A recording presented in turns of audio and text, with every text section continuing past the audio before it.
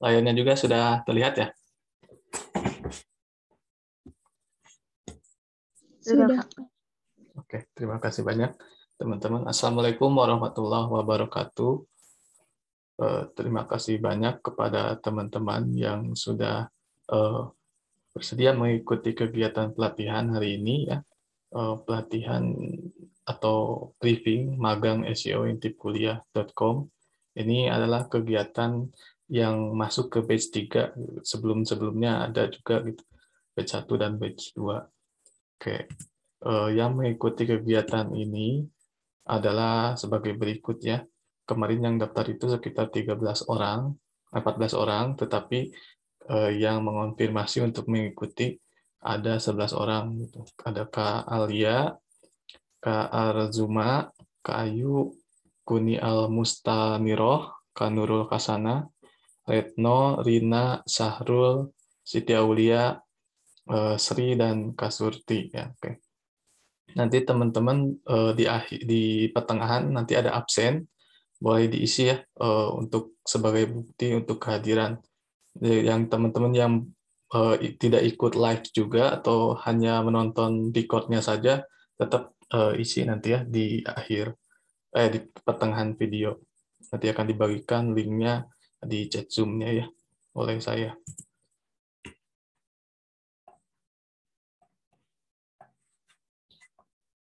Nah, ini agenda 2 bulan ke depan. Jadi teman-teman untuk wajib untuk mengikuti rangkaian kegiatan 2 bulan ke depan sebagai berikut. Hari ini kan kita ikut pelatihan Senin 11 Juli 2022, kemudian pengumpulan PPT, keyword, dan content planning dikumpulkannya maksimal 2 minggu ya setelah hari ini. Berarti 25 Juli, Senin 25 Juli 2022, jam 12 malam. Di grup nanti saya juga akan umumkan ya. Kemudian setelah teman-teman mengumpulkan PPT, keyword, dan content planning-nya masing-masing, kita nanti diskusikan kalian ingin presentasinya kapan dengan saya nanti via Zoom satu-satu ya. Mungkin nanti dijadwalkan saja teman-teman kosongnya kapan. Nah, setelah dijadwalkan presentasi, nanti ada beberapa revisi, mungkin setelah revisi, teman-teman buat satu artikel per minggu sebanyak 8 kali. Gitu. Nah, rangkaian kegiatan ini istilahnya wajib diikuti ya jika ingin mendapatkan sertifikat. Tapi teman-teman jangan khawatir jika memang teman-teman di tengah-tengah ada kegiatan yang tidak bisa ditinggalkan, atau misalkan bentrok gitu ya dengan kegiatan magang ini, teman-teman tetap bisa mengundurkan diri ya. Misalkan seharusnya teman-teman mengumpulkan PPT, PowerPoint, keyword, dan content planning misalkan Senin ya, Senin tanggal 25. Tapi karena ada kendala misalkan tidak bisa mengumpulkan dan juga tidak bisa ikut magang, teman-teman tidak usah mengumpulkan saja gitu. Jadi akan dianggap mengundurkan diri gitu, dari magang intip kuliah ini. Atau misalkan teman-teman sudah membuat 3 artikel. Nah, nanti di tengah-tengah tidak bisa membuat artikel lagi gitu.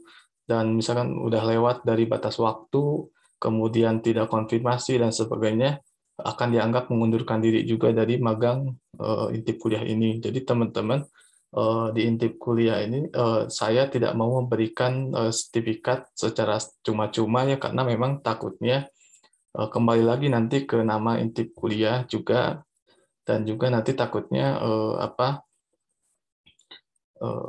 takutnya nanti kemampuan teman-teman juga tidak sesuai dengan sertifikat. Jadi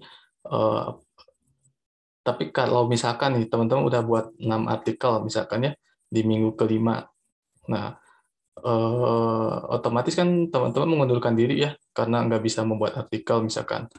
Nah, tapi teman-teman tetap bisa mengikuti di batch selanjutnya, dan 5 artikel itu tetap bisa dipakai lagi gitu.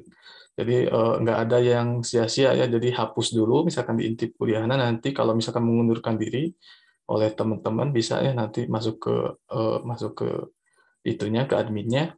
Nah, teman-teman nanti bisa ikut lagi di batch selanjutnya kalau masih ingin mendapatkan sertifikat. Jadi kesimpulannya di sini teman-teman dibebaskan gitu untuk ikut, untuk mengundurkan diri di tengah-tengah gitu dah. Yang penting kalau ikut semua rangkaian ini gitu kalau mau mendapatkan sertifikat. Dari pengalaman itu kemarin batch 1 itu yang daftar itu sekitar 14 orang. Tapi yang berhasil sampai akhir itu ada 8 orangan gitu. Jadi dari tadinya 14 jadi 8 orang itu yang ikut. Tapi itu karena mereka yang nggak lulus itu karena nggak mengumpulkan PPT misalkan, atau nggak mengumpulkan artikel ketiga dan seterusnya gitu, karena mungkin mereka berubah pikiran, itu tidak apa-apa ya.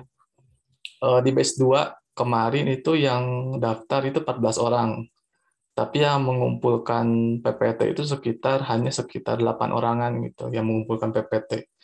Dan terus berkerucut gitu, yang lulus hanya 3 orang gitu yang mengumpulkan artikel sampai minggu ke-8 gitu. Jadi ya tetapi selama teman-teman ada niat ya untuk mengikuti magang ini, insya Allah teman-teman akan bisa melewatinya ya.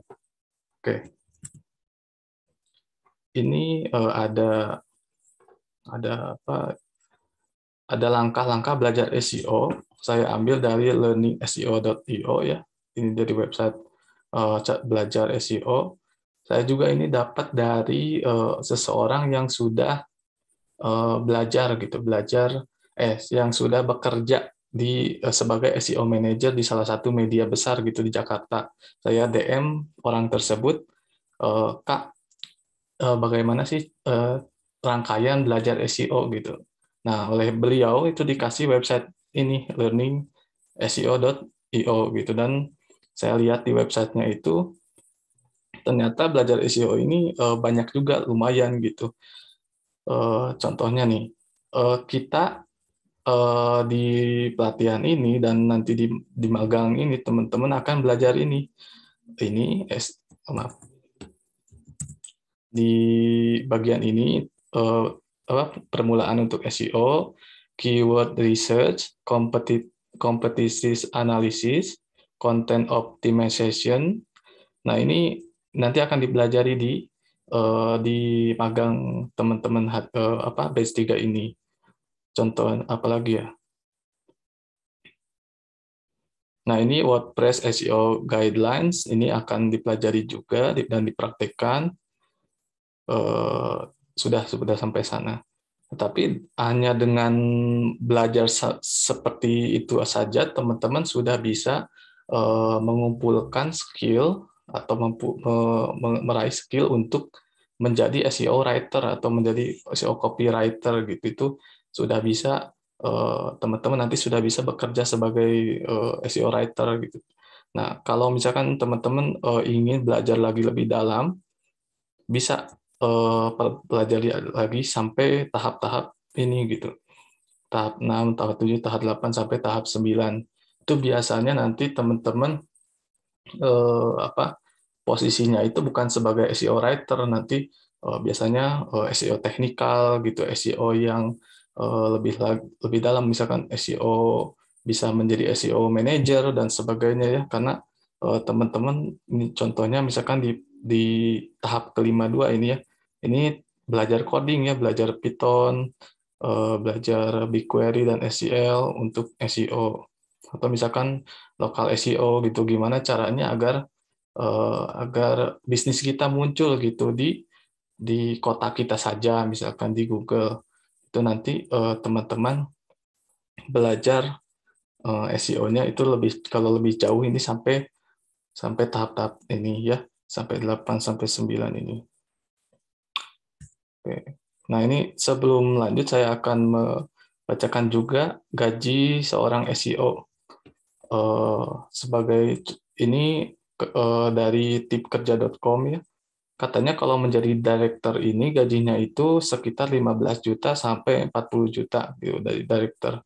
Ini tugasnya itu mengarahkan beberapa tim SEO dengan melakukan pengawasan, penyusunan strategi, dan memberikan pelatihan gitu. Jadi ini kalau menjadi direkturnya. Ini SEO manager segini ya, 12 juta sampai 35 juta. Ini konten, analis ya. Nah, ini teman-teman kalau bisa lulus atau bisa membuat artikel, ini masuknya teman-teman di sini, copywriter atau SEO writer. Nih, gajinya itu antara 3,5 sampai 12 juta. Link builder 3 juta sampai 7 juta ya. Ini teman-teman bisa baca juga perannya di sini. Oke. Perlu teman-teman ketahui gaji tadi itu adalah gaji di Jakarta ya, Jakarta. Karena memang kalau kita lihat memang Jakarta itu kesempatannya lebih luas ya dibanding kota-kota lain.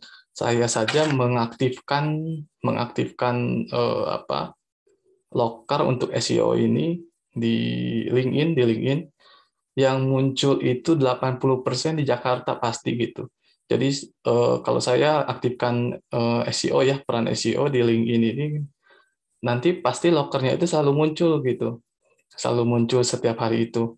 Ada 3, ada 4 gitu. Tapi memang kebanyakan memang di Jakarta gitu, kebanyakan.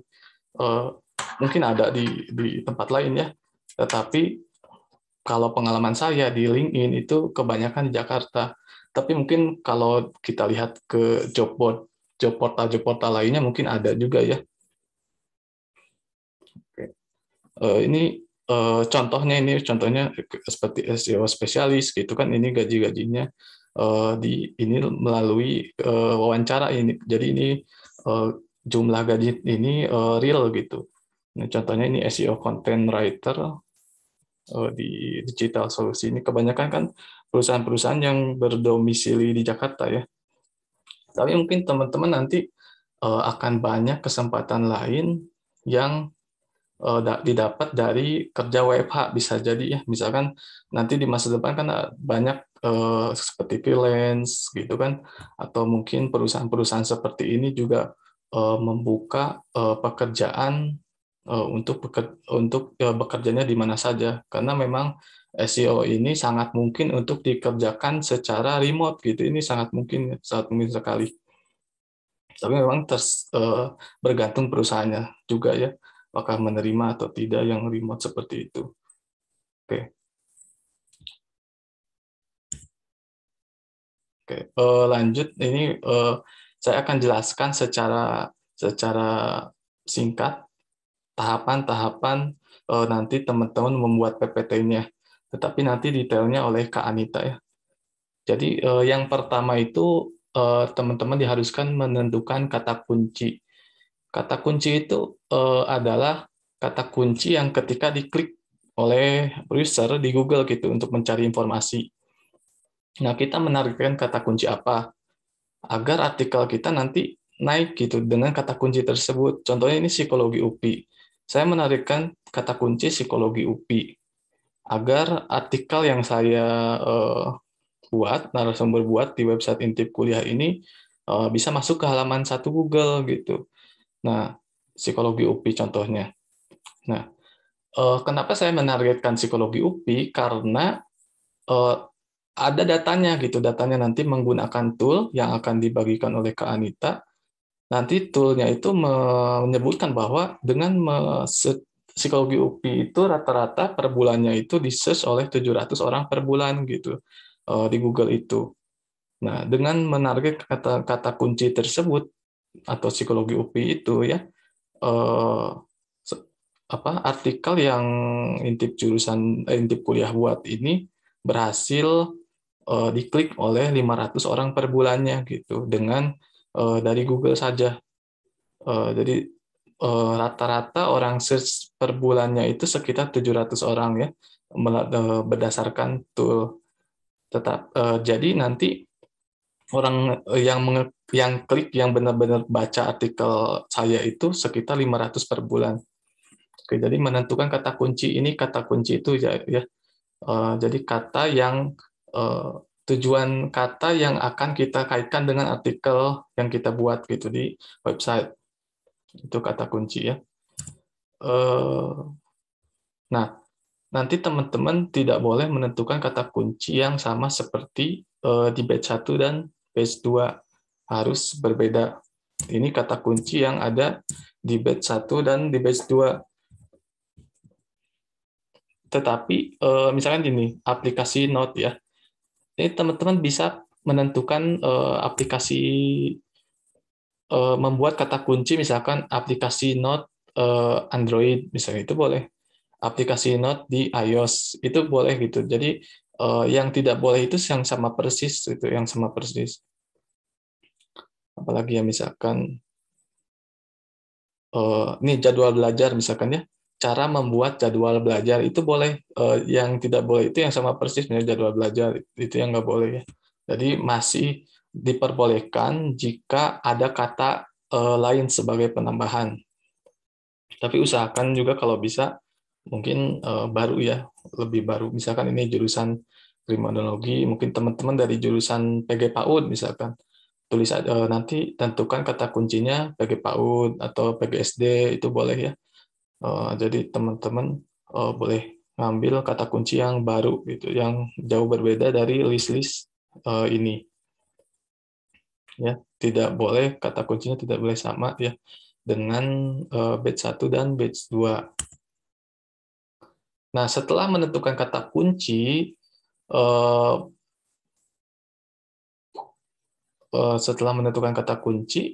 teman-teman melakukan analisis kompetitor. Analisis kompetitor ini tujuannya untuk melihat gitu,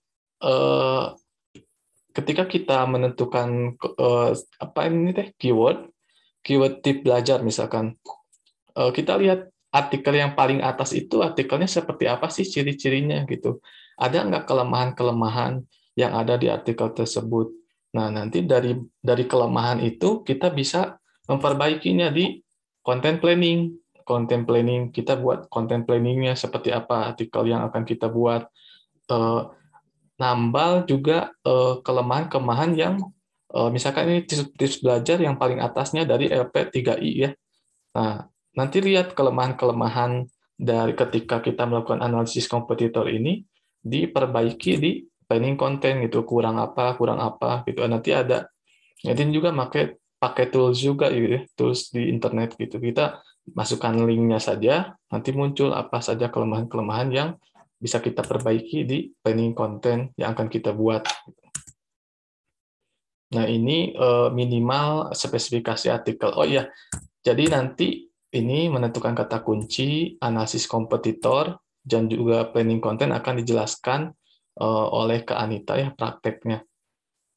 Ini saya cuma secara garis besarnya aja.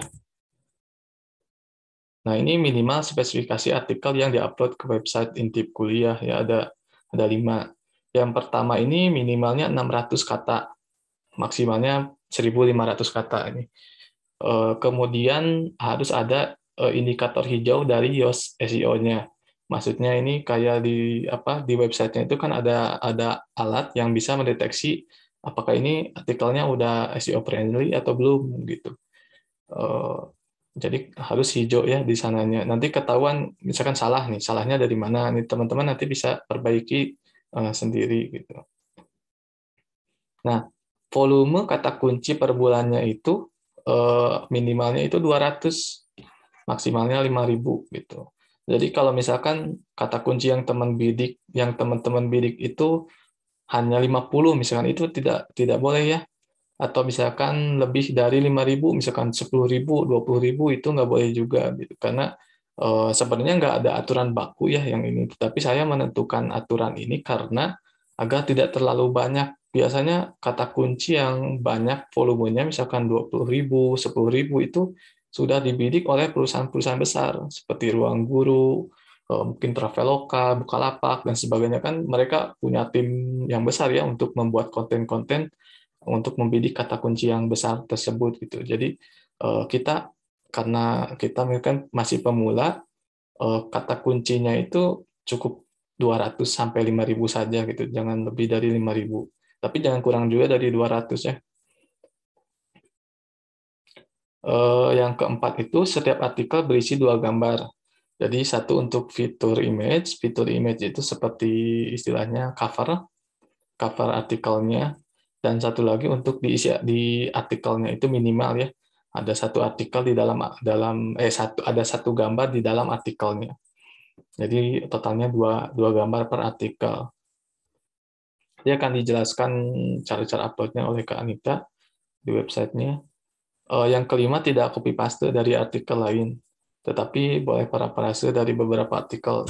Yang boleh teman-teman parafrase dari beberapa artikel pakai bahasa sendiri gitu. Tapi jangan dari satu artikel ya, dari beberapa sumber. Kalau bisa sumber yang terpercaya.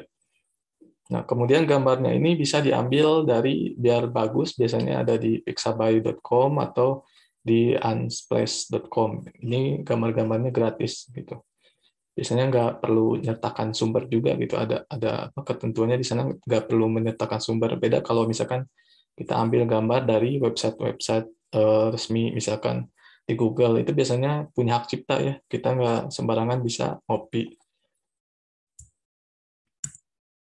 Nah, ini minimal spesifikasi artikel. Saya juga akan mengenalkan ini CMS wordpress.org.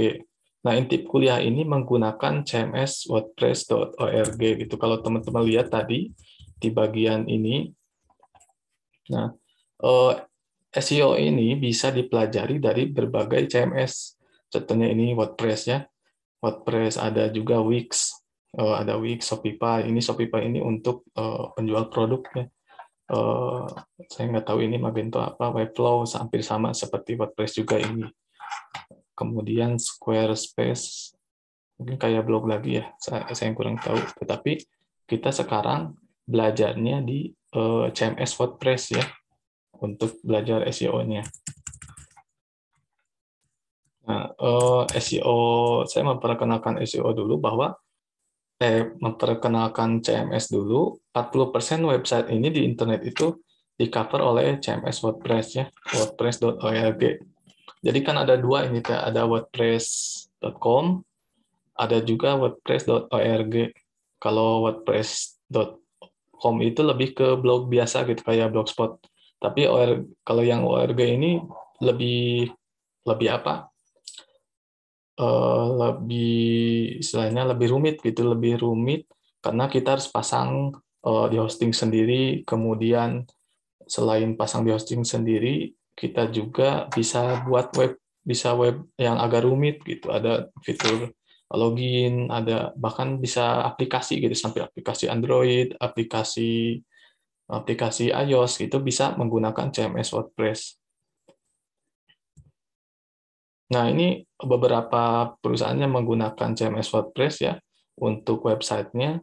Ada Sony Music, CNN, Microsoft News, Spotify Newsroom. Nah, ini ada namanya Yoast SEO. Yoast SEO ini salah satu plugin. Plugin itu kayak kalau di Blogspot itu kayak widget mungkin. Ya itulah ya. Sama asalnya mah plugin juga namanya. Jadi kayak alat yang bisa dipakai di sisi adminnya gitu. Kayak misalkan apa? Kebetulan untuk SEO ini salah satunya itu Yoast SEO ini sangat terkenal gitu ya untuk optimasi konten gitu dari sisi SEO-nya. Kemudian jadi saya sudah pakai Yoast SEO udah lama, dan saya lihat juga memang yang paling populer itu ya Yoast SEO ini udah di-download berapa juta gitu di apa? Kalau saya lihat di halaman downloadnya ya. Nah, nanti teman-teman setiap peserta magang akan diberikan akun khusus penulis. Nanti teman-teman login aja, email dan passwordnya akan diberikan ketika sesudah beres presentasi content planning masing-masing. Oke, sampai di tengah-tengah ini teman-teman boleh absen ya, absen untuk dijadikan sertifikat. Jadi yang nonton record juga wajib isi sertifikatnya biar ketahuan siapa aja yang nonton nonton pelatihan ini. Oke, ini cukup dari saya. Nanti akan ke Anita Anita akan menjelaskan tadi yang 3 langkah tadi untuk di PPT beserta praktek-prakteknya. Nanti saya kirimkan juga linknya di chat Zoom ya. Oke, terima kasih. Saya berikan waktu selanjutnya ke Kak Anita. Boleh Kak Anita. Oke, terima kasih banyak atas waktu yang telah diberikan, Kak Fahmi. Aku mau izin untuk share screen dulu.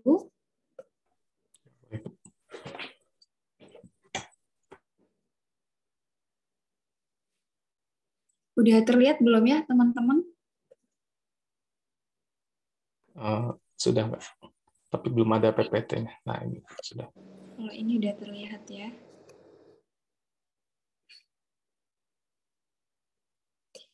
Oke, jadi seperti yang udah dijelasin sama Kak Fahmi tadi, bahwa di sini aku mau ngajak teman-teman untuk belajar bareng tentang beberapa konsep. Beberapa konsep tentang SEO dan juga SEO artikel konsep. Nah, sebelumnya aku mau kasih tahu dulu nih ke teman-teman bahwa SERP atau Search Engine Result Page itu salah satunya adalah Google atau mesin pencarian. Mereka itu punya Google Bot atau bot yang fungsinya itu untuk menganalisa konten-konten yang ada di Google. Kemudian Google Bot ini akan melakukan perankingan dan menentukan konten manakah yang layak, yang pantas untuk dengan yang akan kita pelajari pada malam hari ini, terutama untuk teman-teman yang mau magang untuk 2 bulan ke depan, ilmu ini akan kepake banget ya. Dan aku harap teman-teman udah menyiapkan alat tulis karena nanti kita akan praktek bareng ya teman-teman. Nah, selanjutnya Search Engine Optimization. Apa sih sebetulnya SEO itu? Jadi, SEO merupakan strategi untuk mendapatkan target traffic dan meningkatkan visibility website di SERP tadi, atau contohnya Google. Misalnya teman-teman buka Google, kemudian menuliskan keyword intip kuliah gitu. Kemudian di sini akan muncul tuh, Google akan merekomendasikan beberapa artikel maupun beberapa konten di halaman satu Google. Nah, ini adalah hasil dari SEO.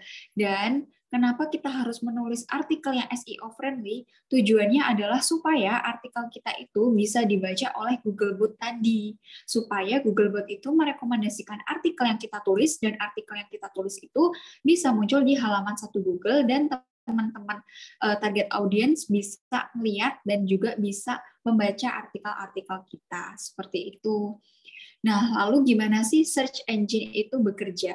Seperti yang udah aku bilang tadi di awal, bahwa Google itu memiliki Googlebot, di mana bot ini akan melaksanakan 3 proses utama ini, yaitu crawling, indexing, dan juga ranking. Di mana pada proses crawling, Googlebot ini masuk ke dalam satu persatu konten yang ada di Google, kemudian menganalisis konten-kontennya tersebut, mulai dari judul artikel, mulai dari deskripsinya, kemudian isi artikelnya seperti apa, semuanya itu dianalisis oleh Googlebot ini melalui proses crawling. Setelah melalui proses crawling, nanti Googlebot akan menganalisis dan mengumpulkan hasil analisis ini jadi satu. Kemudian selanjutnya melakukan perankingan, melakukan kategorisasi konten manakah yang sesuai, konten manakah yang layak, dan konten manakah yang berkualitas yang bisa Googlebot ini rekomendasikan kepada target audiens sesuai dengan keywordnya masing-masing. Seperti itu. Kemudian hasil apa yang akan kita lihat ketika kita menerapkan SEO pada artikel kita? Yang pertama, jelas meningkatkan visitor atau traffic. Jadi ketika konten atau website kita direkomendasikan oleh Google kepada target audience dan masuk di halaman satu Google, secara otomatis target audience akan melihat tuh ada konten kita, ada website kita. Target audience jadi tahu, oh ternyata ada konten dari Intip Kuliah ya, oh ternyata ada website dari Intip Kuliah. Nah, target audience jadi tahu deh ada tuh namanya website Intip Kuliah, seperti itu. Jadi itu akan meningkatkan traffic dan juga visitor ke website kita. Nah, selain meningkatkan visitor dan traffic, SEO ini juga bisa meningkatkan conversion, di mana conversion ini nanti tergantung dengan website teman-teman. Misalkan teman-teman itu jualan, maka conversion-nya berarti pembelian produk, maupun subscriber, maupun follow, ataupun yang lain itu bisa disesuaikan dengan tujuan teman-teman itu tadi, seperti itu. Jadi, hasil dari SEO ini meningkatkan visitor atau traffic, dan juga bisa meningkatkan conversion. Tetapi yang harus digarisbawahi di sini bahwa hasil SEO itu tidak pernah instan ya teman-teman. Tidak seperti SEM atau yang berbayar. SEO itu kan secara organik atau gratis. Jadi hasilnya itu akan lebih lama. Hasilnya itu akan terlihat minimal itu 3 bulan. Jadi paling cepat itu hasil dari SEO akan terlihat dalam waktu 3 bulan. Sedangkan kalau SEM bisa langsung kelihatan saat itu juga. Karena kalau SEM itu kan kalau kita punya uang, kita bayar Google untuk menampilkan konten kita. Berbeda dengan SEO. SEO kita mau optimasi secara mandiri, kemudian Google merekomendasikan konten kita ke halaman satu Google. Makanya hasil dari SEO akan lebih maksimal dan juga awet daripada hasil dari SEM. Seperti itu. Nah, kemudian apa aja sih konsep dari artikel yang SEO friendly? Yang pertama dan yang paling utama, teman-teman itu harus paham tentang target audiens kita atau niche ya. Jadi kayak misalkan inti kuliah, target audiensnya kan udah jelas ya teman-teman. Anak SMA yang baru lulus ataupun teman-teman mahasiswa itu adalah target audiens utama dari inti kuliah. Jangan sampai kita itu membuat konten yang tidak sesuai dengan target audiens. Kan target audiens kita itu kan tadi anak SMA yang baru lulus kuliah dan juga anak kuliahan ya. Berarti konten yang cocok adalah konten tentang pendidikan, konten tentang produktivitas. Jangan sampai kita bikin konten kok tentang otomotif atau tentang apapun itu yang tidak berkaitan dengan target audiens. Karena apa? Nanti jadi nggak sinkron gitu. Nanti akan mempengaruhi analisa dari Googlebot itu. Kemudian yang kedua, memahami kebutuhan audiens. Jadi ketika kita akan membuat artikel yang SEO friendly, kita nggak serta-merta bikin artikel sesuai dengan keinginan kita. Misalnya gini, aku mau bikin artikel tentang A, aku mau bikin artikel tentang B. Tapi kita itu harus menyesuaikan artikel yang kita tulis dengan kebutuhan audiens. Karena ketika audiens itu mencari sesuatu di keyword, dia kan butuh sesuatu. Dia ingin cari tahu sesuatu, tapi dia nggak tahu, makanya dia tanya ke Google. Dan kita dan tugas kita sebagai SEO content writer adalah menulis sesuai dengan kebutuhan audiens. Nah, yang ketiga, memberikan solusi untuk masalah atau kebutuhan audiens. Ini sama seperti prinsip yang nomor 2, kita harus bisa memberikan solusi atas kebutuhan audiens. Jadi ketika audiens itu mencari sesuatu di Google, mereka kan butuh jawaban, mereka butuh solusi. Dan gimana cara kita sebagai SEO content writer itu untuk menulis artikel yang sesuai dengan kebutuhan audiens dan menjawab masalah dari audiens, memberikan solusi kepada audiens gitu. Dan prinsip selanjutnya adalah artikel yang kaya akan informasi. Jadi jangan cuma artikel yang kayak fun-fun aja, tapi artikel kita itu harus yang berbobot, harus yang informatif. Karena apa? Karena Google nanti akan melakukan analisa, termasuk analisa pada isi konten kita. Kalau isi konten kita itu nggak relevan, isi konten kita itu nggak informatif, nanti akan mempengaruhi pada perankingan Googlebot itu. Nanti artikel kita mungkin peluangnya sangat kecil untuk masuk di halaman satu Google, seperti itu. Kemudian selanjutnya adalah mengutamakan kualitas dibanding kuantitas. Jadi bukan berarti kayak aku udah tahu nih prinsip SEO artikel itu gimana. Berarti aku harus bikin artikel sebanyak-banyaknya supaya lebih banyak lagi artikel yang masuk di halaman satu Google. No, nggak seperti itu prinsipnya teman-teman. Karena apa? Karena Google itu tadi juga menilai kualitas konten kita. Jadi kita harus tetap bikin artikel yang berkualitas, yang informatif tadi, yang bisa menjawab solusi dari masalah audiens, yang memahami kebutuhan audiens, seperti itu. Nah, selanjutnya, langkah-langkah SEO itu apa aja? Kayak yang udah dijelasin sama Kak Fahmi tadi, yang pertama ada keyword research, yang kedua ada competitor analyze, yang ketiga ada on-page optimization dan juga off-page optimization. Dan keempat langkah ini penting untuk teman-teman ketahui untuk mengoptimalisasi konten yang akan kita buat nantinya. Nah, yang pertama ini adalah keyword research. Keyword research itu akan sangat penting dan harus banget teman-teman lakukan. Karena apa? Karena keyword research ini bertujuan untuk menemukan dan menentukan target kata kunci yang akan kita gunakan. Jadi, target audience itu atau audience itu kan pasti akan cari sesuatu di Google menggunakan keyword tertentu kan. Dan kita itu bertugas untuk mencari keyword kira-kira keyword apakah yang banyak dicari oleh target audience kita, supaya apa? Supaya konten kita itu bisa muncul di halaman Google, karena Google itu nggak serta-merta langsung menyuguhkan konten, kecuali seseorang itu mencari konten tersebut kan. Nah, itulah tujuan dari keyword research. Kita harus bisa menemukan dan juga menentukan target kata kunci yang tepat untuk kita gunakan di artikel kita. Dan di sini ada beberapa tools untuk keyword research yang bisa teman-teman pakai. Yang pertama ada SEMrush, Ahrefs, Ubersuggest, dan juga ada Google Trends. Dan teman-teman jangan khawatir karena 4 tools ini bisa teman-teman pakai secara free atau gratis.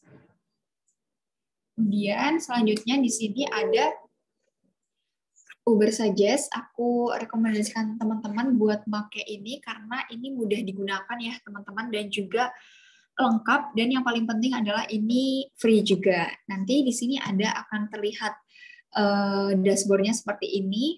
Nah, kita langsung buka aja ya teman-teman. Jangan lupa untuk tulis langkah-langkahnya supaya teman-teman nggak lupa. Ini aku buka. Kelihatan ya teman-teman? Nih.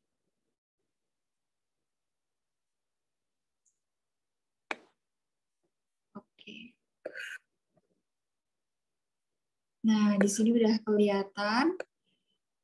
Di sini teman-teman bisa mencari keyword target teman-teman, kemudian jangan lupa untuk nanti mengubah location dan juga bahasanya jadi bahasa Indonesia. Di sini nanti teman-teman juga bisa lihat traffic volumenya, trends, atau tingkat kesulitan persaingan untuk penulisan SEO. Misalnya di sini, aku mau cari tentang tips produktif. Misalkan kata kunci target aku itu adalah tips produktif. Kemudian kita cari aja nih. Kita cari.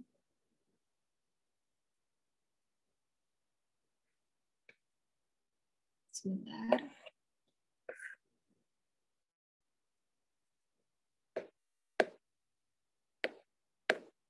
Ini agak error ya teman-teman, maaf.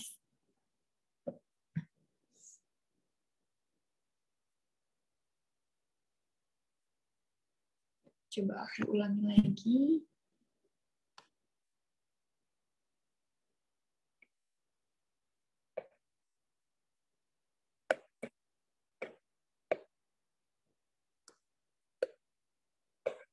Oke, di sini kelihatan nih teman-teman hasilnya. Ini adalah keyword target aku. Ini tertulis di sini your keywords, tips produktif. Dan di sini ada volume. Volume itu adalah seberapa banyak kata kunci ini dicari di pencarian Google atau di pencarian SERP yang lain. Di sini tertulis ada 390, kayak yang udah dijelaskan sama Kak Fahmi sebelumnya, sebisa mungkin mencari yang volumenya lebih dari 200 ya teman-teman, dan ini memenuhi. Ini volumenya 390. Kemudian kita lihat CPC ini nggak dipakai, ini adalah cost per click, dipakai ketika teman-teman mau mengiklankan. Nah, yang perlu kita perhatikan di sini adalah SEO difficulty-nya atau kesulitan SEO atau persaingan SEO-nya. Di sini ada 48. Ini cukup sedang ya, teman-teman.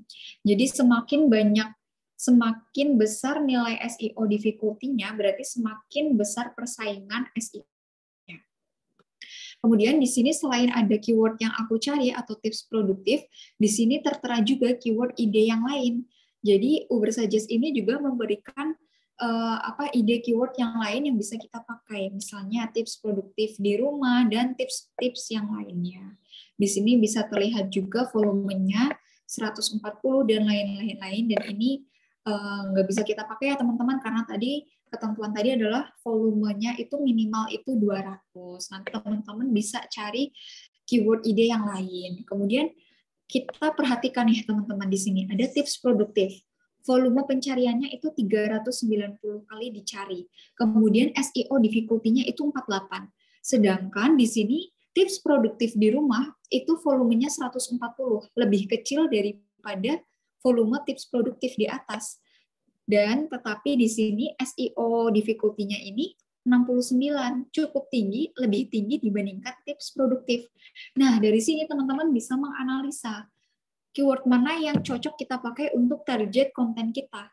Misalnya di sini, tips produktif ini volumenya lebih besar, tetapi SEO difficulty-nya lebih kecil. Sedangkan di sini tips produktif di rumah volumenya lebih kecil, tapi SEO difficulty-nya lebih besar. Berarti yang ideal yang bisa kita pakai adalah yang tips produktif ini. Karena apa? Karena volumenya tinggi, tetapi SEO difficulty-nya lebih rendah. Seperti itu. Jadi persaingannya cukup masuk akal gitu, nggak yang sulit-sulit amat gitu ya, karena masih make sense karena banyak dicari, tetapi persaingannya itu tidak terlalu ketat seperti itu.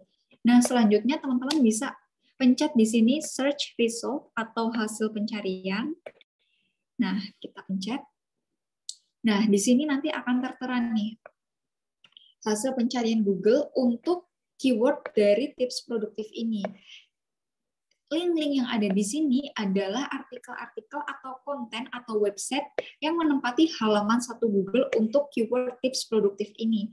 Dan teman-teman perlu untuk menganalisa nih, seperti yang udah Kak Fahmi jelaskan tadi, kita perlu untuk menganalisa konten kompetitor yang sesuai dengan target keyword kita untuk melihat kelebihan dan kelemahan untuk referensi konten yang akan kita tulis. Misalnya di sini ada ini, tips Daihatsu ini. Kita bisa chat ini, kita copy, lalu kita buka. Nah, nanti teman-teman bisa nih kita analisis apa aja sih isinya, seperti apa sih, seperti itu. Nanti teman-teman cari tahu kekurangannya seperti apa, kelebihannya gimana, kenapa konten ini tuh bisa masuk di halaman satu Google menempati peringkat 1 gitu. Sampai sini jelas ya teman-teman untuk keyword research. Teman-teman nanti bisa buka di sini udah saja, atau teman-teman nanti langsung bisa buka di PPT-nya. Nah.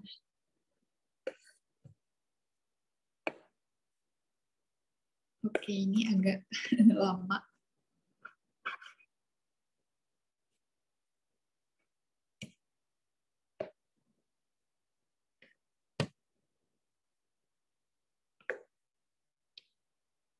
Sambil nunggu, teman-teman ada yang mau ditanyain dulu?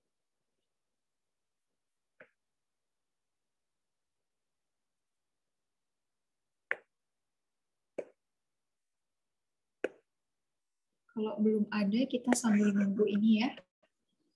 Oke.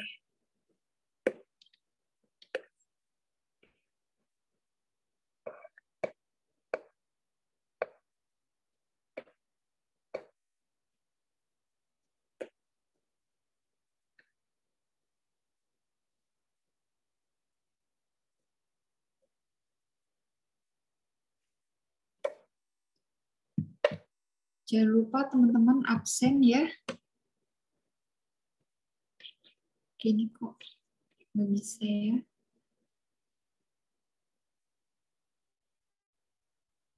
Gini aja nggak apa-apa ya teman-teman, nggak bisa ini.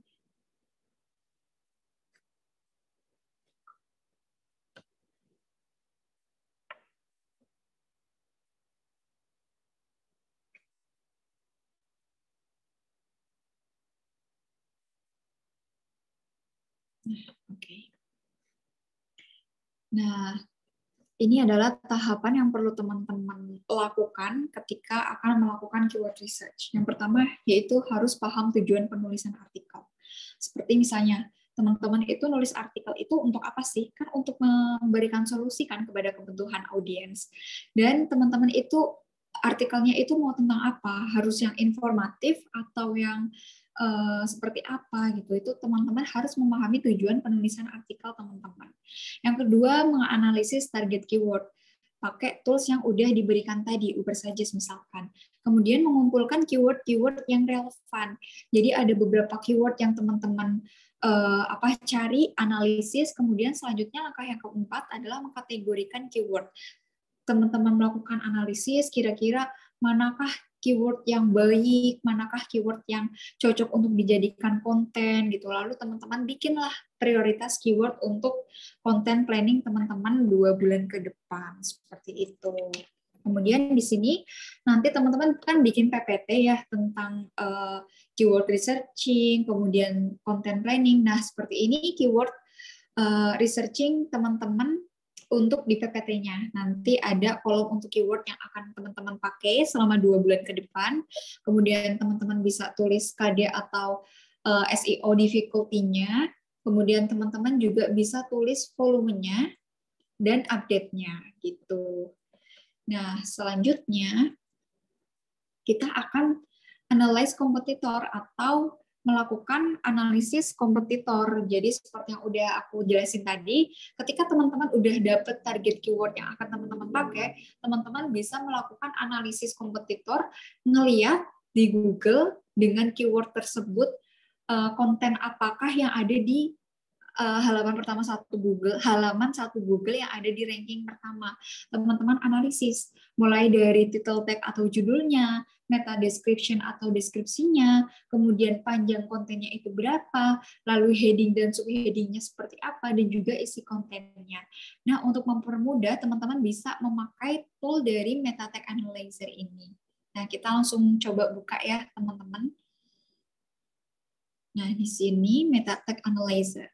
Nanti teman-teman langsung buka. Kan tadi di Ubersuggest kan kita misalkan mau bikin keyword tentang tips produktif, kemudian kita buka hasil pencariannya. Kemudian ada ini kan, ada link yang menempati ranking 1 Google. Nah, teman-teman itu search di Meta Tag Analyzer-nya. Teman-teman paste aja. Nah, kemudian cari deh, analyze.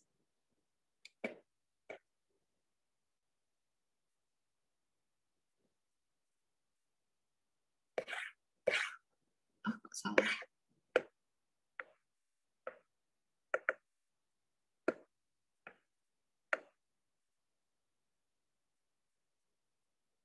Oke, kita ulangi. Kita paste, kita cari.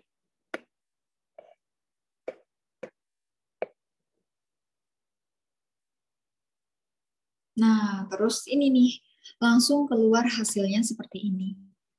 Ada meta titelnya atau judulnya, 10 tips agar kamu lebih produktif setiap hari. Kemudian ada meta description atau deskripsi atau sinopsis. Di sini tertera bla bla bla bla bla bla. Kemudian di sini ada meta tag analisisnya juga. Mulai dari meta titel atau judulnya. Judul itu ada ketentuannya ya teman-teman. Jadi teman-teman nggak serta-merta bikin judul yang clickbait atau gimana, tapi juga kita harus menghitung karakternya. Di sini maksimal karakter itu 60 dan di sini artikel ini udah bagus karena dia menggunakan judul dengan 45 karakter. Kemudian meta keywordnya nggak ketemu, kemudian meta deskripsinya nih, ini merah. Kenapa merah? Karena ternyata pada artikel ini tuh meta description-nya itu 194 karakter. Padahal untuk meta description itu akan lebih baik ketika dia lebih dari 80 dan lebih kecil dari 160. Jadi di antara 80 sampai 160. Tetapi pada artikel ini itu meta description-nya 194, berarti ini kurang baik seperti itu. Nanti teman-teman bisa analisis kan, oh ini kekurangannya. Berarti pada konten kita bikin meta description yang sesuai aja antara 80 sampai 160 karakter seperti itu. Nah, ini nanti teman-teman bisa screenshot, kemudian teman-teman masukin deh ke PPT teman-teman. Dan jangan lupa analisis lagi apa kekurangan dari konten artikel ini gitu. Kemudian teman-teman jangan lupa baca artikelnya, isinya itu apa aja gitu. Ini kan ada heading, kemudian ada subheadingnya gitu. Teman-teman harus baca juga isi dari artikelnya gitu untuk teman-teman jadikan referensi. Seperti itu. Kemudian kita lanjut.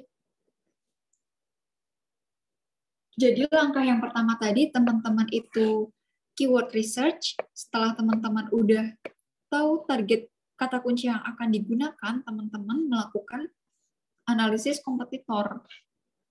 Setelah melakukan analisis kompetitor, nanti teman-teman search di meta tag analyzer itu, dan teman-teman screenshot untuk hasil meta tag analyzer-nya ini dan sertakan ke PPT teman-teman. Kemudian selanjutnya kita masuk ke intinya, yaitu prinsip artikel SEO atau SEO on page-nya. Yang pertama, seperti yang udah aku bilang tadi, di bagian analisis kita harus memperhatikan title tag atau heading 1 atau judul. Jadi, judul ini juga ada syaratnya, ada prinsipnya. Yang pertama, harus mengandung keyword. Karena prinsip pada SEO yang kita tempelkan pada artikel, semuanya itu akan menyangkut keyword. Jadi memang sepenting itu keyword untuk artikel yang SEO friendly. Kemudian yang kedua adalah minimal karakternya itu 50-65 karakter.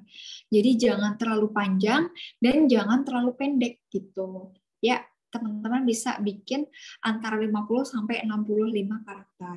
Kemudian bikinlah judul yang unik dan bikin penasaran. Kayak misalkan di sini pakai pertanyaan dulu, kemudian ada simak ini, lakukan ini gitu. Dan kalau bisa teman-teman itu bikin judul yang yang ada angkanya gitu. Misalkan lakukan 5 hal ini kalau kamu salah jurusan atau apapun itu, tapi ada angkanya gitu, karena itu juga akan mempengaruhi penilaian si Googlebot itu. Seperti itu ya teman-teman. Jadi yang pertama kita harus memperhatikan judul dari artikel yang akan kita tulis. Yang pertama harus ada keywordnya, terus judulnya itu antara 50-65 karakter, unik dan bikin penasaran, atau istilah kerennya tuh clickbait. Tapi jangan clickbait amat, karena kontennya harus relevan antara judul dan juga isinya. Selanjutnya description text atau sinopsis. Nah, bikinlah deskripsi yang menarik, singkat, padat, dan juga jelas. Dan lagi-lagi deskripsi itu harus mengandung keyword. Kemudian terdiri dari 130 sampai 140 karakter atau kata, dan mengandung value atau unik. Karena apa? Karena pasti teman-teman pernah kan kayak cari artikel, kemudian baca kayak bawahnya judul, itu kayak kalau menarik ya teman-teman klik, kalau nggak menarik kan teman-teman skip kan, cari artikel yang lain. Nah, inilah tantangan teman-teman sebagai SEO content writer. Bikinlah description text yang menarik, yang unik, yang singkat, padat, jelas, dan bikin orang itu pengen baca artikel teman-teman secara menyeluruh. Dan jangan lupa sisipin keyword. Jadi keywordnya itu nggak harus yang exact keyword, kayak misalkan tadi tips produktif gitu, tapi teman-teman bisa improvisasi keyword teman-teman di description text ini. Misalkan tips produktif di rumah atau apa gitu. Jadi nggak selalu harus yang keyword yang sama persis dengan keyword teman-teman, tapi bisa di-improve juga gitu. Next, setelah description text, ini adalah bikin URL yang friendly. Jadi, bikinlah URL yang simpel dan mudah dibaca dan relate dengan keyword atau judul artikel teman-teman.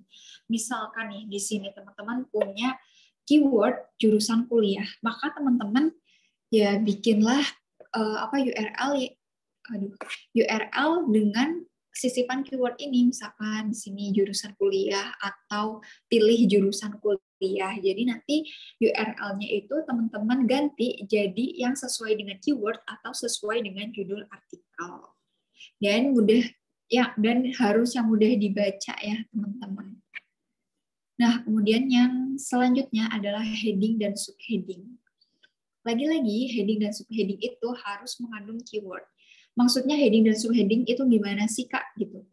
Misalnya di sini, teman-teman punya judul atau title tag atau heading 1, salah jurusan kuliah, lakukan 5 hal ini.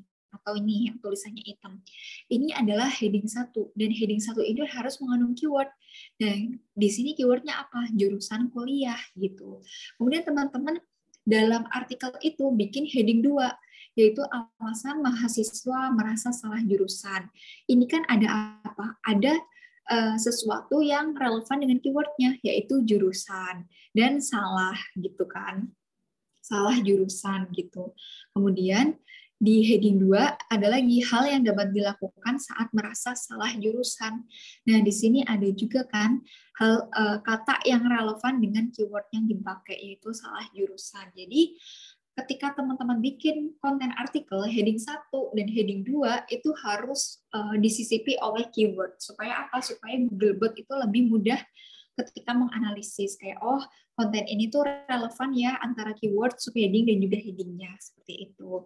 Nah, teman-teman sebisa mungkin dalam bikin artikel itu ada heading 2-nya 2 ya, teman-teman. Jadi nggak cuma judul kemudian isi, tapi teman-teman bisa bikin artikel kayak misalkan judul, kemudian ada isi, kemudian ada subjudulnya, kemudian ada subjudulnya lagi, kemudian baru subjudul lagi, seperti itu. Kayak misalkan di sini ada heading 1, heading 2-nya 2, kemudian ini ada anak dari heading 2. Jadi nggak langsung judul kemudian isi konten, enggak, tapi teman-teman juga bikin subheadingnya. Seperti itu. Kemudian selanjutnya adalah internal link. Meskipun ini kelihatannya sepele, tapi ternyata ini berpengaruh pada penilaian dan analisis Googlebot terhadap konten kita. Di internal link ini kita perlu untuk menghubungkan konten yang kita tulis dengan konten lain yang ada di website kita. Jadi kayak teman-teman itu sisipin link menuju konten artikel lain atau langsung menuju website kita, karena ini akan bertujuan untuk membangun keterikatan konten dan membuat visitor berkunjung lebih lama di website. Misalkan di sini kalian baca tentang satu artikel, terus di bawahnya ada artikel-artikel lain yang satu jenis gitu, yang sejenis yang relevan dengan teman-teman cari.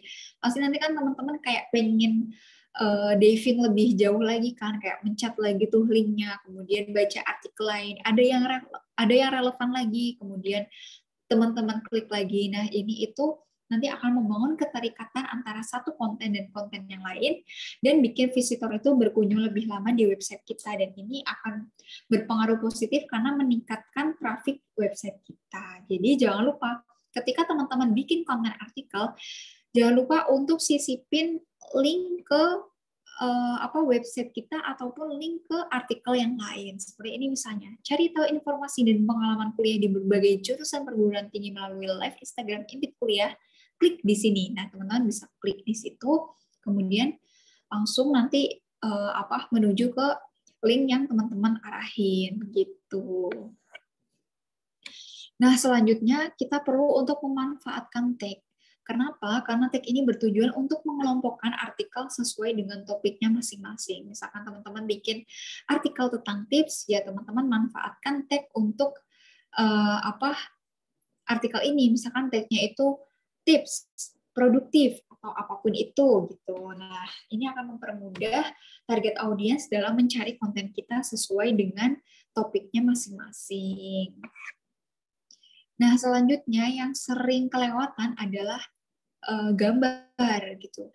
Seperti yang udah Kak Fahmi jelasin tadi di awal, kita itu minimal itu menyisipkan 2 gambar, yang satu untuk featured, yang satu itu untuk yang di dalam konten kita. Dan jangan lupa kita perlu untuk memberikan deskripsi pada gambar kita. Misalkan di sini keyword teman-teman itu keywordnya adalah salah jurusan, dan teman-teman masukin gambar ini, dan teman-teman perlu untuk memberikan keterangan atau alternatif teks pada gambar ini sesuai dengan keyword teman-teman. Misalkan salah jurusannya udah teman-teman di sini nulis alternatif teksnya itu salah jurusan. Kenapa? Karena ini sesuai dengan keyword kita. Pokoknya semua prinsipnya harus menyisipkan keyword bahkan di deskripsi gambar sekalipun, gitu ya teman-teman.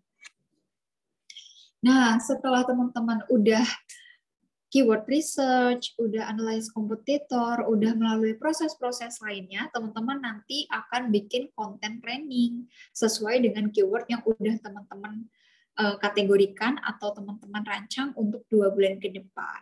Misalnya di sini contoh konten plan untuk keyword sekolah bisnis. Teman-teman di sini tulis nih, di sini rencananya teman-teman mau isi apa aja. Misalnya konten title atau title tag atau heading 1. 5 rekomendasi sekolah bisnis di Indonesia. Nah, di sini ada tulisan 5, kan kayak yang udah aku tadi bilang bahwa sebisa mungkin bikin judul itu yang ada unsur angkanya, gitu, supaya mempermudah Google dalam analisis dan bikin target audience itu penasaran, apa aja sih 5 poin ini, gitu kan. Jadi mereka ngeklik seperti itu. Kemudian panjang konten yang misalkan teman-teman mau bikin 1000 kata gitu. Tetapi untuk di intip kuliah sendiri itu kan minimal 600 kata sampai 1500 kata. Nanti teman-teman bebas memilih mau berapa kata, tetapi harus memperhatikan minimal dan maksimal yang sudah ditentukan seperti yang sudah dijelaskan oleh Kak Fahmi di awal. Kemudian bikin subtopik atau subheadingnya. Apa aja subheading yang akan ada di artikel tersebut gitu. Kemudian other features, misalkan teman-teman akan menambahkan gambar, akan menambahkan link untuk ke website gitu, nanti teman-teman juga langsung tulis aja. Kemudian ini meta title itu sama dengan content title. Selanjutnya meta description atau deskripsi atau sinopsis dari konten kita. Bikinlah tadi minimal berapa kata, maksimal berapa kata itu harus teman-teman perhatikan supaya konten kita itu bisa maksimal dan bisa terbaca oleh Googlebot gitu. Kemudian keywordnya ini misalkan sekolah bisnis, rekomendasi sekolah bisnis di Indonesia dan kuliah gitu teman-teman. Nanti teman-teman bikin konten plan itu satu keyword satu konten plan seperti itu, dan nanti teman-teman akan presentasikan di pertemuan selanjutnya sesuai dengan jadwal teman-teman sama Kak Fahmi. Nah, di sini misalkan teman-teman mau lihat contoh artikel yang udah ditulis oleh teman-teman di batch selanjutnya, teman-teman bisa klik aja atau langsung masuk ke website Intip Kuliah. Sekarang kita coba buka. Nah, di sini. Nanti teman-teman login sesuai dengan akun teman-teman, dan ini cara untuk bikin artikelnya itu teman-teman masuk atau login dulu ke intipkuliah.com, kemudian masuk ke dashboard. Nah, teman-teman bisa pencet post. Nah, nanti add new atau all post.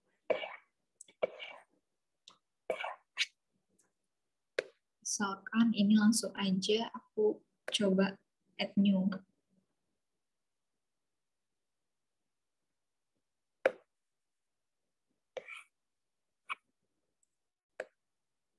Nah, di sini udah, nanti kita ini pencet yang ini add new sebelah post ini, di sini kita klik ini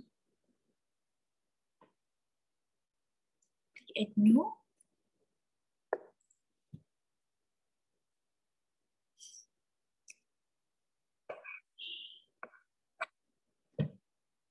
Ini agak lama ya teman-teman, maafin. Nah, sesudah masuk ke sini, kita bisa pencet di sini yang refer to editor yang ini ya. Refer to editor. Oke. Nah, di sini teman-teman bisa menulis artikel yang akan teman-teman tulis. Di sini untuk, nah di sini ini untuk subheading atau title tag. Maaf, bukan subheading, tapi heading 1 atau title tag atau judul artikel. Nah, kemudian di sini teman-teman bisa langsung tulis artikel teman-teman. Dan teman-teman di sini bisa kelihatan ya, ada readability dan juga point SEO. Nah, teman-teman nanti dalam membuat konten itu harus memperhatikan ini. Indikator SEO dan indikator readability-nya. Kalau misalkan udah hijau, berarti teman-teman bisa langsung publish gitu. Nah, sekarang aku contohin artikel yang udah ditulis. Di sini teman-teman bisa tulis ininya, apa namanya, judulnya. Setelah nulis judul, teman-teman bisa langsung nulis artikelnya di sini di bawahnya. Kemudian di sini jangan lupa kalau untuk subheading, kita tulisnya di sini kita atur jadi heading 2. Karena heading 1 itu udah yang di sini, di judul. Teman-teman tulis di sini. Di sini adalah heading 2. Kemudian anak dari heading 2 adalah heading 3. Teman-teman tulis heading 3. Kemudian lanjut menulis. Kemudian di sini ada heading 3 lagi. Kemudian ini ada tambahan dari gambar. Nah, kemudian ini adalah apa namanya, internal link itu tadi yang aku bilang, yang aku jelaskan di awal. Nah, caranya kalau teman-teman mau bikin internal link itu teman-teman bisa langsung klik gini, kemudian teman-teman pencet yang ini, yang kayak klip di atas ini. Kemudian teman-teman langsung tulis link yang akan teman-teman tuju gitu. Selesai, terus udah tulis lagi, kemudian di sini ada internal link lagi, dan juga ada external link ya teman-teman. Jadi selain kita itu nge-link ke dalam website kita itu juga harus nge-link ke luar website kita, misalkan ke akun Instagram Intip Kuliah gitu. Kita juga harus memasukkan external link gitu. Terus kita jangan lupa tambahin gambar ini. Nah, ini udah kita lihat nih apa indikator dari SEO-nya. Di sini udah hijau. Karena apa? Karena berarti ini udah lengkap semuanya. Misalkan teman-teman di sini keywordnya itu jurusan kuliah. Teman-teman ketik di sini jurusan kuliah. Nah, kemudian ini nanti akan ada previewnya. Nah, terus teman-teman di sini menuliskan meta description-nya. Meta description-nya tadi itu kan ada minimal dan maksimalnya. Nah, teman-teman harus memperhatikan jumlah katanya juga. Nanti kalau misalkan di sini indikatornya hijau, berarti dia udah bagus, udah aman. Tapi kalau misalkan dia indikatornya merah, seperti misalkan di sini aku tambahin, nah ini merah, itu berarti nggak bagus, nggak oke gitu kan. Nah, kita perlu untuk bikin supaya dia hijau gitu. Teman-teman bisa lanjut ketika indikatornya itu menunjukkan warna hijau. Gitu. Nah, kita bisa pencet lagi nih SEO analysis-nya untuk konten artikel kita. Nah, di sini outbound link untuk link keluar udah ada, untuk image atau gambarnya udah ada gitu. Internal link udah ada. Terus ini keyword di introduction di awal artikel itu juga udah ada. Jadi teman-teman sebisa mungkin pada paragraf pertama teman-teman itu menyisipkan keyword ataupun keyword yang sudah improvisasi gitu. Jadi nggak yang selamanya harus eksak keyword kayak salah jurusan gitu, tapi bisa juga keyword lain yang udah teman-teman improvisasi tapi harus ada di introduction awal gitu. Nah, semuanya di sini udah hijau ya, berarti teman-teman udah bisa lanjut. Nah, teman-teman jangan lupa untuk apa tadi? Untuk mengubah link atau URL-nya. Misalkan di sini kita pencet. Nah, ini URL-nya kayak agak panjang kan? Nah, teman-teman bisa perpendek yang sesuai dengan judul maupun keyword yang teman-teman punya. Misalkan di sini tulis pilih jurusan kuliah. Pilih jurusan kuliah. Itu. Terus kita pencet OK. Nah, di sini SEO indikatornya udah good, udah OK, tetapi di sini readability-nya masih orange ya, karena ini artikelnya kurang maksimal, karena ini hanya contoh, tapi contoh yang nggak boleh dicontoh ya teman-teman, jadi nanti sebisa mungkin readability-nya menunjukkan indikator warna hijau gitu. Dan jangan lupa teman-teman buat ngisi tag-nya di sini. tag-nya kita tulis tips, produktif, atau salah jurusan, atau apalagi ya, jurusan kuliah gitu, teman-teman bisa tambahin di tag ini. Kemudian jangan lupa untuk ini gambarnya kita kasih keterangan di sini di alt text. Kan keyword kita itu tadi kan tentang jurusan kuliah. Ya udah kita tulis aja di sini alt text-nya itu sesuai dengan keyword kita yaitu jurusan kuliah gitu. Nah, kalau udah oke semuanya, kita cek lagi apakah ini artikelnya udah sesuai, SEO, indikator, dan readability-nya udah good, udah hijau. Kalau misalkan memang sudah hijau, teman-teman bisa langsung publish. Kalau teman-teman bisa lihat previewnya dulu di sini.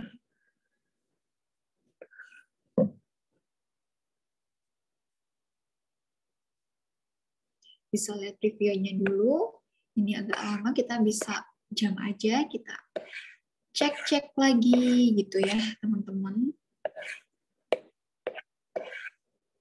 Cek lagi apakah ada yang perlu kita perbaiki, apakah ada yang perlu kita optimalisasi lagi gitu. Kita harus teliti, jadi kita itu nggak boleh kesusu ya teman-teman. Nanti di sini di analisis resultnya atau hasil analisisnya minimal itu teman-teman kayak gini ya, ada maksimal itu 2 indikator yang merah ataupun orange supaya indikator UAS SEO-nya itu hijau gitu. Nanti kalau misalkan di sini teman-teman masih indikator SEO-nya itu masih merah atau orange, teman-teman bisa cek di hasil analisis ini.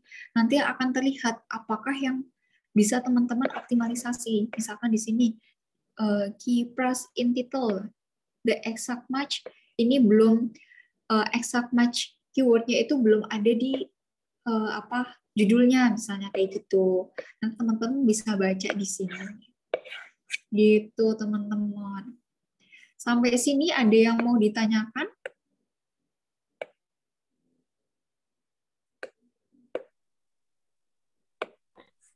Apakah sudah cukup jelas? Ada yang bertanya, katanya kata Kak Siti Aulia, apa ada range untuk SEO difficulty atau kita coba membandingkan keyword satu dengan yang lainnya? Jadi SEO difficulty itu ada rank-nya nggak? Berapa rank-nya?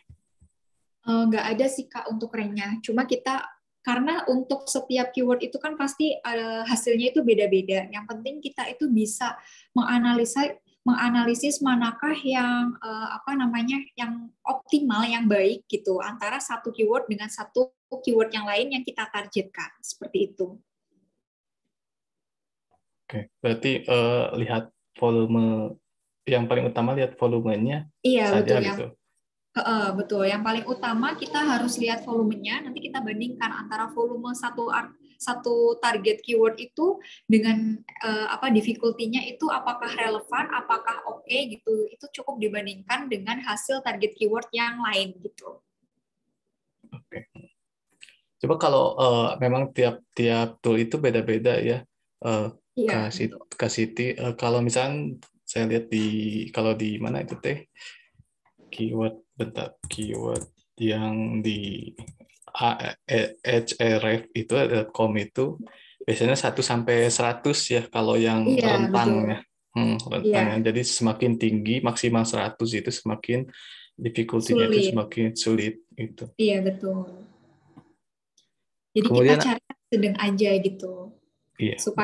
supaya bisa maksimal dalam bersaing dengan konten-konten yang lain gitu. Karena kalau misalkan terlalu tinggi SEO difficulty-nya kan persaingannya akan semakin ketat ya Kak gitu. Kita cari yang sedang-sedang aja tapi dengan volume yang tinggi gitu.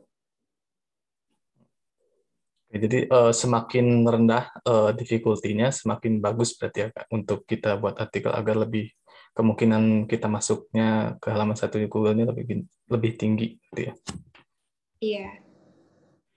Ini ada pertanyaan lagi.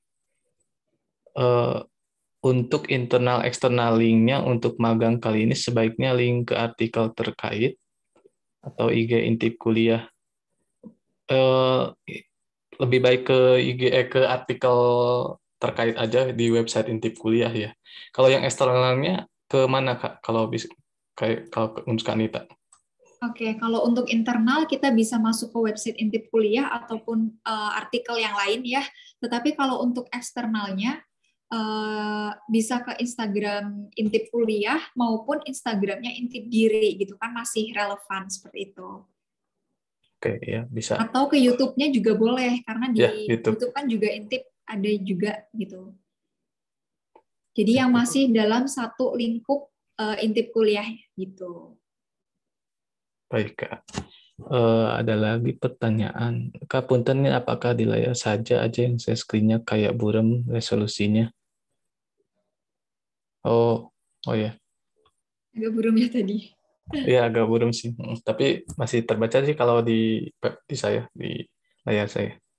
Ah ya, nanti juga akan di-share lagi untuk PPT-nya ya kayak di grup. Oh ya, nanti PPT-nya akan di-share ya. Teman-teman dari PPT saya dan PPT Kak Anita. Ada pertanyaan lagi, teman-teman? Boleh, mumpung masih. Oke, ada pertanyaan lagi nih Kak dari Kak Surti Risanti. Kak, satu kata kunci bisa kita gunakan untuk nulis berapa artikel, Kak? Kalau misalkan kata kuncinya itu satu, kayak misalkan tips produktif itu sebaiknya kita bikin untuk satu artikel saja. Tapi kalau misalkan ada tambahan kata lainnya, misalkan tips produktif di rumah itu bisa kita gunakan lagi gitu. Jadi satu artikel, satu kata kunci kita bikin untuk satu artikel aja dulu gitu. Betul, karena kalau di iOS SEO juga kalau misalkan satu website itu ada dua kata kunci, kata kunci tapi sama gitu sama persis, nanti bakal kedeteksi gitu. Itu sebaiknya jangan karena nanti bersaing dengan konten kita sendiri gitu. Jadi iya betul. Hmm. Jadi kalau misalkan ada ini ya mending diimprove lagi gitu. Misalkan tips produktif kan udah ada di page sebelumnya. Kalau misalkan Kak Surti mau tetap pakai tips produktif, Kak Surti bisa banget improvisasi keyword tersebut. Misalkan jadi tips produktif di rumah atau apapun itu gitu. Yang penting nggak exact keyword gitu.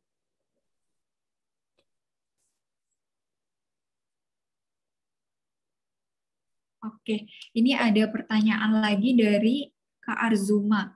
Tips memilih kata kunci artikel yang volume tinggi, difficult-nya rendah, itu ada nggak, Kak? Atau kita pakai Google Trend? Ya, kita pakai tools yang ada, misalkan Google Trend, Ubersuggest, Ahrefs, ataupun yang satunya lagi Semrush. Itu biasanya setiap tools itu menampilkan hasil yang berbeda-beda. Nah, dari situ kita bisa analisis.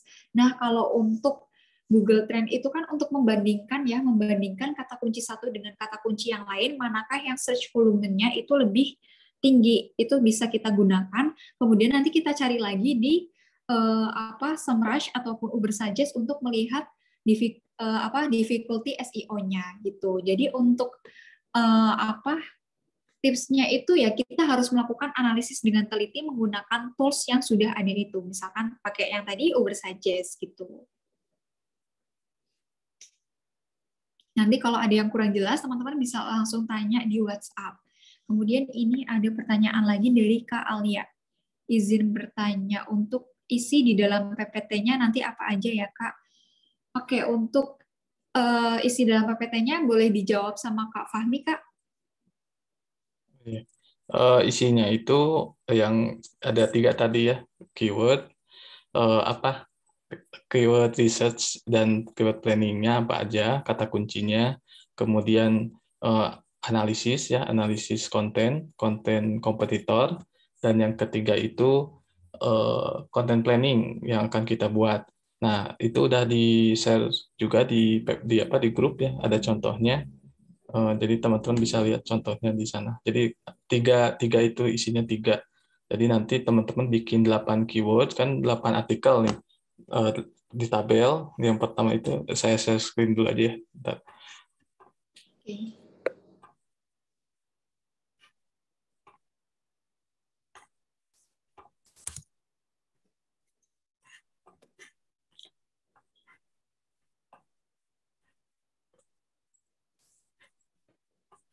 Share screen ini. Nah, ini sudah terlihat ya. Udah, Kak. Ini contoh dari yang batch kemarin. Yang pertama ini keyword researching yang tadi udah dicontohkan sama Kak Anita. Ini ada 8 ya, 8 researching. Jadi satu keyword ini itu satu artikel.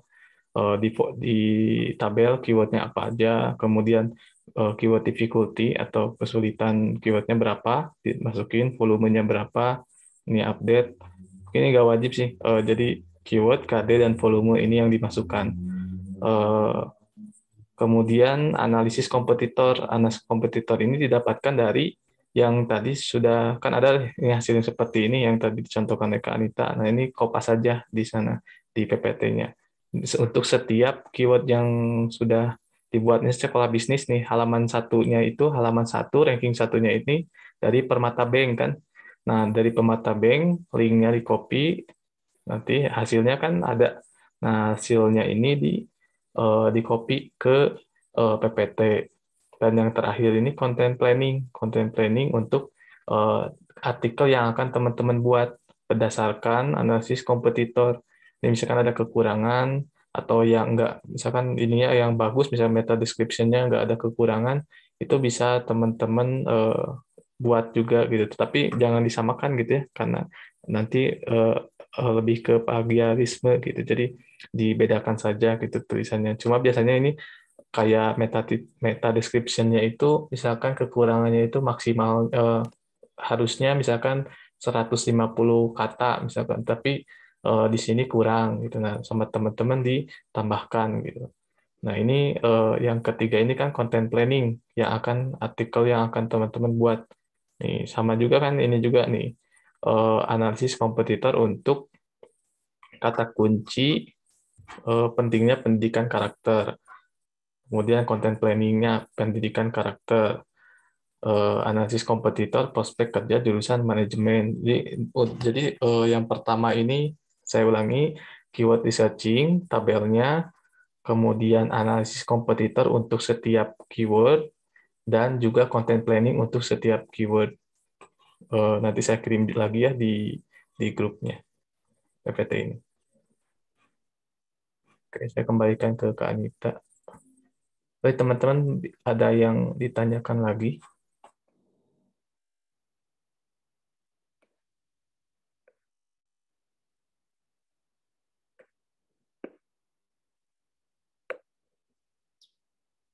Oke, mungkin udah cukup jelas ya teman-teman. Kalau nanti teman-teman masih ada yang bingung, nanti teman-teman bisa langsung bertanya aja di grup yang udah ada.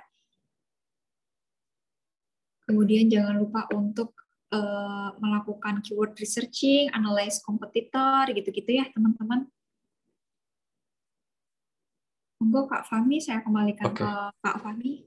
Ya, terima kasih Kak Anita. Oke, teman-teman, terima kasih banyak karena telah hadir malam ini. Kita sudah lebih dari 1,5 jam ya. Eh, Mudah-mudahan kegiatan kali ini bermanfaat. Kalau misalkan teman-teman masih ada yang eh, apa ingin ditanyakan, boleh tanyakan ke saya atau ke Kak Anita, boleh di PC gitu. eh, Kalau masih ada bingung, misalkan basicnya aja masih bingung, misalkan ini teh harus ngerjain apa sih, ya boleh tanya aja ke saya selama saya bisa menjawab.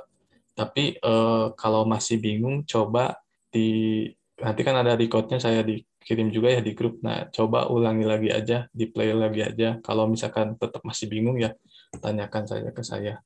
Dan terakhir, kalau misalkan teman-teman di tengah-tengah mau mengundurkan diri karena ada bentrok atau apapun itu tetap bisa juga. Gitu.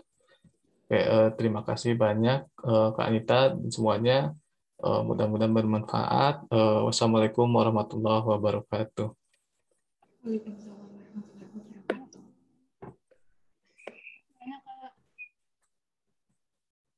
Terima kasih teman-teman.